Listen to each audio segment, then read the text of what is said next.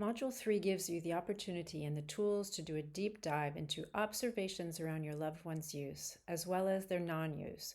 It is also the module with the most key observations exercises.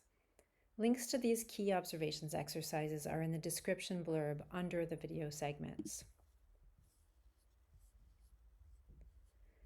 Exercise number 3 looks at what your loved one uses. Exercise 4 has you consider what the signs are of their particular substance use. Exercises 5 and 6 help you explore the external triggers and internal triggers leading to your loved one's use. Exercise number 7 asks you to reflect on your own reactions when your loved one is about to use. Exercise 8 looks at the positive consequences for your loved one of their use, and exercise 9 encourages you to look at potential positive consequences for you of your loved one's use. Exercise 10 looks at short-term negative consequences for your loved one's use, and exercise 11 looks at the long-term negative consequences. In exercise 12, you are asked to consider when are the times that your loved one does not use, and exercise 13 asks you to look at what you think, feel, and do when your loved one is not using.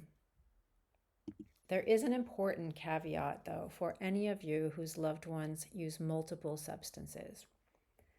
Because our member website is currently unavailable, you will need to fill out one separate set of Module 3 exercises for each of the substances your loved one uses regularly. For example, if your loved one regularly uses alcohol and marijuana, you would fill out all of the Module 3 exercises for alcohol and then begin again for marijuana. It is important to be able to start teasing apart the different substances and the behaviors associated with each. Don't forget, you can fill these out on your computer after downloading them.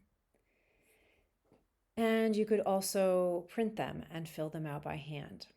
Either way, keeping a folder, whether virtual or paper form, of your completed exercises will be a precious resource for you going forward.